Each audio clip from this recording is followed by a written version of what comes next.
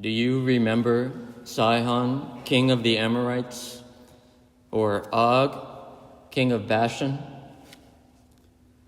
Today we hear some of Moses' last words to the Israelite people before he dies. And the whole book of Deuteronomy are like Moses' last words, but these are his last words. And the first story he reminds us of is how they defeated Sihon, king of the Amorites, and Og, the king of Bashan. Why was this story so important to them? We hear about it in Numbers chapter 21, and then again in Deuteronomy, and again in the Psalms even, encouraging the people to remember the defeat of these two kings. And why? It's because these two battles were the beginning of the claiming of the Promised Land. These two territories, which are east of the Jordan River in the country called Jordan today, would become the lands of the tribes of Reuben, Gad, and Manasseh. It actually wasn't even the intention of the Israelites to take this land. They just asked King Sihon if they could pass through, but then he said no and attacked them. It's pretty rude, right? But the people were faithful to the Lord, and they fought back in self-defense and won a glorious victory. And same thing with King Og. He was a super fearsome king. In Deuteronomy chapter 3, we hear that he was actually the last of this kind of race of people who were giants. And they're spoken of during Noah's time too, the Rephaim. It even mentions that the bed he slept on, this king, it was almost 14 feet long. So he was a huge guy, super scary, large, but they defeated him, and they took 60 fortified cities, which would just be a ridiculous victory. This little puny Israelite nation, the nobodies who are wandering in the wilderness, through the power of God, they took these two lands. So what could have been a terrible setback, the Lord worked this difficult trial for good, and it showed them what they can do through him. The Lord gave the Israelites even more land than he had originally promised, showing the abundance of the Lord for their faithfulness. And this was the beginning of that second faithful generation. Unlike their fathers who died in the wilderness for their unfaithfulness, this generation would take the promised land and defeat all their enemies under the leadership of Joshua, who has the same name as Yeshua, Jesus. And even the Lord's angels go before them to help them. We hear Jesus in the gospel today. He says that each of us little ones has an angel in heaven.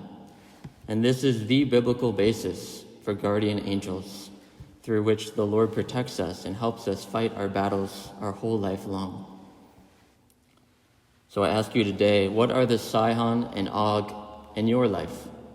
What were those victories of your life of faith, of which remembering you can say now, as Moses said, the Lord will deal with you, my demons, right now, just as he dealt with Sihon and Og.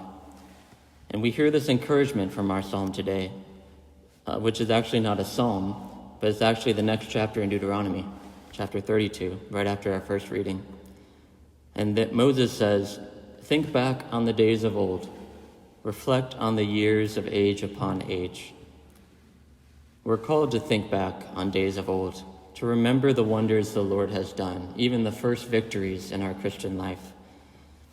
And we do this most gloriously at every Mass, where we repeat the story of our redemption 1,000 times at each and every Mass. And even more, our redemption actually becomes sacramentally present here through the miracle of the Eucharist. And why do we repeat these same words every day in the Mass? It's because there are words worth repeating 1,000 times. We have not plumbed the depths of these words, of this story. Even Joshua repeats the words Moses gave him, be brave and steadfast. In Joshua chapter 1, he repeats it, be brave and steadfast, be brave and steadfast. Because Joshua would have more battles to come, but he would remember Sihon, the Amorites, and Og, the king of Bashan. And Satan does the opposite. He repeats the stories of our defeats 1,000 times to us. He makes us fear putting ourselves out there again in love. He makes us fear bravery. But we can stop listening to Satan's radio station and tune in to the Lord's broadcast and the Holy Scriptures and the Mass, and encourage us through the stories of victory and remembering what he's done. Maybe today in your time of prayer, you can journal and write down the greatest stories of the Lord's victories in your life, the stories of your salvation. And you can tell these stories to others 1,000 times. Perhaps you can create your own sets of mysteries like the Rosary, the glorious stories of your life, sorrowful, joyful, luminous. And then, as Moses sang in Deuteronomy 32, we can sing the Lord's renown, proclaim the greatness of God. We can say to the next generation, as Moses did, "It is the Lord who marches before you. He will be with you and will never fail you or forsake you. So do not fear or be dismayed."